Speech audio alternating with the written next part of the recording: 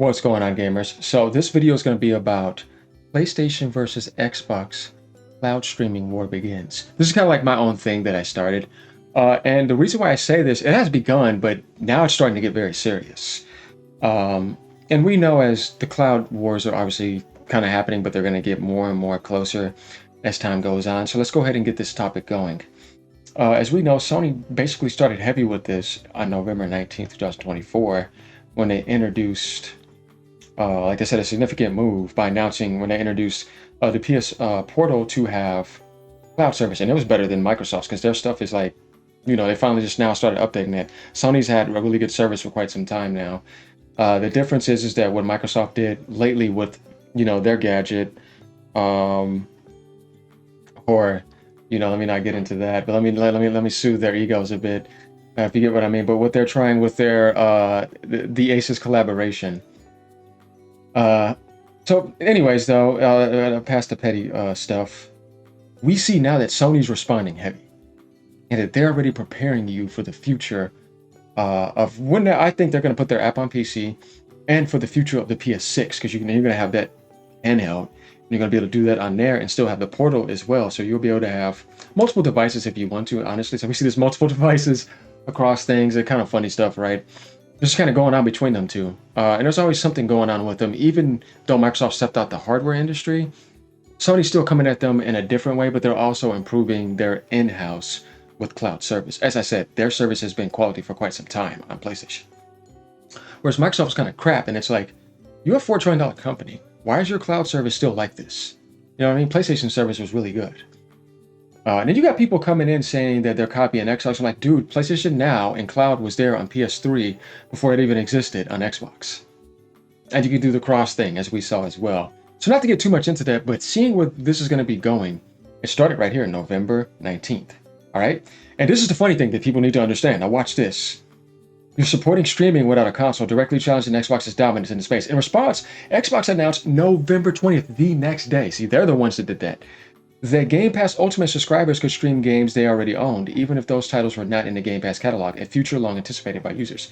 Let's go back here and let's remember, it's right here in front of you. Microsoft immediately responded the next day, back in November 20th, right after Sony did it November 19th. So let's get our facts straight here. And then again, let's stop being petty, because at the end of the day, let's just also realize, and I only said that because people say dumb stuff, that both parties are going to be benefiting from awesome services in that sense of kind of outside the spec requirement and not needing the console, as we see Sony's moving to that. Now, the difference here is, though, is this is going to be a key difference, and people need to realize this. And this is why I say that Microsoft is a scumbag company. The PlayStation Plus Premium is $160 for a full year to get their top cloud service, which has been their high quality for the longest. Microsoft had their prices, but it's been dumpster. You know what I mean? Their cloud service was never that good. Whereas Sony already had that up to par. So if anybody had to catch up, it was the $4 trillion company, which is a shame. And you can get 24 months for $217. Now, hold up here now. Why am I saying this? Because let's get ready. And I think you guys are already getting the idea here. And we just got some other stuff to read on here. Microsoft is going to charge you $360 for 1 year to use their cloud service. Now I want to ask you, what do you think is better?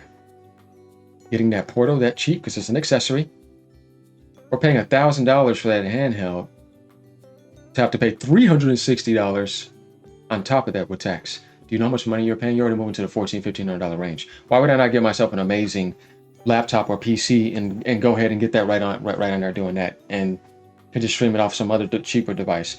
You kind of get what I'm saying here. Like, I don't know how Microsoft's deal is better. And I see what people are trying to say, but I was like, no. Because if you think about how much the Portal costs compared to the Ally X, right? Nobody wants to get that other crap.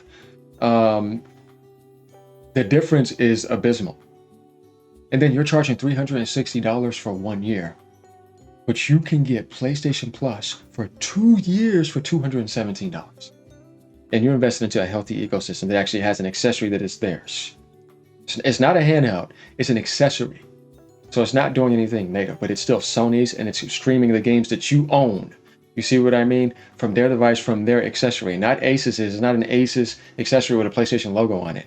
I see some people try to say, well, do you think that this game is native? I'm like, dude, nobody talked about anything native here. That's something that Digital Foundry said, and they're saying that's disappointing. You know what I mean? And you know what that is. So once again, just don't damage control with that, because all it does is make you look desperate. What we're seeing here too is that two services that you could benefit from. If you have the money, maybe you're okay. But when you think about the common denominator factor, PlayStation is the better deal. Definitely now. Easily no contest. Sony keeps on coming in front of you doing the same thing that Microsoft is doing, or they're both doing, but Sony's options are better and cheaper. And Microsoft is charging more, and you don't even have an official Microsoft device for that. And you can do that on your laptop. You gotta get what I'm saying here. The Portal's much cheaper. The 2-year is blowing away that 362 years of Game Pass. Be $720, almost $800 with tax.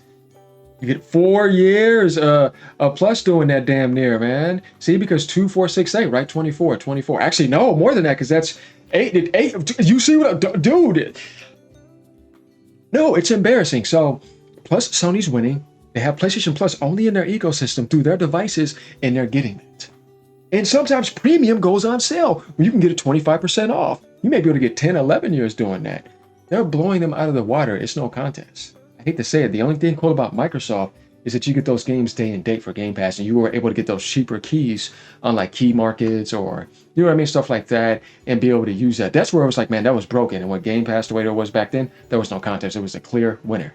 And you know me, I'm not going to be fake over here. Game Pass was stumping. It was literally superior when they had that value going. There was nothing better to me. Like, you know what I mean? And I love Nintendo at heart the most. You know what I mean? But the value that Game Pass offered at that time, and it still has a nice value. You know what I mean? Just because they jacked the price up on PC like that, if you still can get keys for like 20, it's still a nice value. You know what I mean? It's not an amazing value anymore. We could like, oh man, you can't even mess with Game Pass. They had its own identity of just being superior because Microsoft had so much money.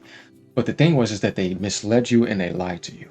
And now you found out the truth, the 300 million loss on Call of Duty, the sinkhole, how much they needed to branch out, whereas like PlayStation Plus is only on PlayStation. Game Pass has to be as much where as possible to even be able to try to make that money back, because it's a sinkhole on top of the 100 billion plus that they spent. Sony ain't doing that. He spent 100 billion to get all that. No. Their system is working only in this ecosystem, just like Nintendo's, and it's successful, and they're making profit. That's when you realize you're getting dominated completely. Plus, I'm out selling you hardware. I got timed third-party exclusives, and I got first-party, and give me all your games on my PS5 Pro. Dude, you're getting obliterated, Microsoft. You're getting embarrassed. Neutrally speaking, a hardcore Nintendo gamer here, but I own everything. Got a high-end PC, had every single Xbox console, had every Nintendo console, had every PlayStation console, had Sega consoles. You see what I mean? And I'm telling you right now, I don't see how you can compete with Sony. The only thing you have is those first-party games day and date, but when they drop. But even then, if people got money and they want to wait on sales, or go on a key market and get the keys on Steam for like $50, $45, and sometimes when they go down, 30. You got no identity, man, and you got no deals, but you have more money than everyone on the planet. It's embarrassing. So Sony is beating you in the cloud service, but you want to push that right now, but you're losing because their value is better and their services has been better. And you just now recently updated it, and now you're talking about adding ads in there, annoying people. I'm just trying to understand, right?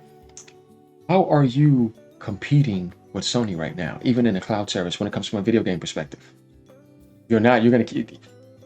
You need to think about the pro consumer route. But with that 30% profit margin, do you guys really think that's going to happen? Let's read down here a little bit. This is what it said. Despite Microsoft's early lead in cloud gaming, Sony has been rapidly closing the gap. PlayStation has demonstrated superior image quality and resolution, offering 4K streaming capabilities to beta testers, while Xbox Cloud Gaming currently delivers Series S level performance and terrible latency in multiplayer games. So I'm trying to figure out, you had all that money, you were trying to push to that, but Sony's beating you in that too. What's going on here, man? While Xbox Cloud Gaming currently delivers Series S level performance, that's terrible, often resulting in lower resolutions. You have to pay them for the highest tier now to get the thing Sony is offering you for a way better deal. Technical analysis shows that Xbox Cloud Gaming has lower latency compared to PlayStation Plus cloud streaming, with one test recording 99 ms on Xbox versus 137 on PlayStation for the same game. However, Xbox Services has faced criticism for lower bit rates and resolution. And Sony's making that better and better now. Let's see when they launch the new cloud service. I guarantee you things are going to get better and better. Despite being powered by Series X silicon, Yeah, we know Microsoft had to move the cloud. If you didn't know, it was designed around the Windows 10 kernel closed ecosystem and the silicon on the Series X. Now cloud moved to PC so that they could expand more and do what it needs to do and not be trapped inside of that hardware. If y'all didn't know that, it was working that way. Um, so Sony's strategic expansion includes plans for 28 new data centers. This was happening before the new update today. Things are better. I just want to take you guys back so we can remember how things were, and now we can come to the present now and see how Sony has made things even better. New UI, being able to stream straight up, not needing a console. This was before, and the Portal is now a better device, and the quality that you're getting from that in the service compared to $1,000 handheld, plus what you have to pay. No, dude, it's stupid. So they already have new data centers. They're improving the quality, and it's even got better now.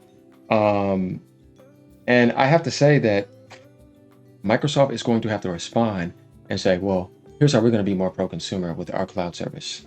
Since digital streaming cloud is the future, definitely for them, and they're at the hardware business. There's going to be making luxury product devices. But seeing this right here, premium is $17.99 per month, not $30. And then $49 for 3 months, whereas Game Pass will give you $90 plus tax. And then $160 rather than a $360. And then if you get it on sale, you can get it for $80 when it goes on sale for 1 year. They do discounts all the time on there, but only in their ecosystem. So I'm trying to figure out how Microsoft is ever going to put that on sale. They don't. You know what I mean?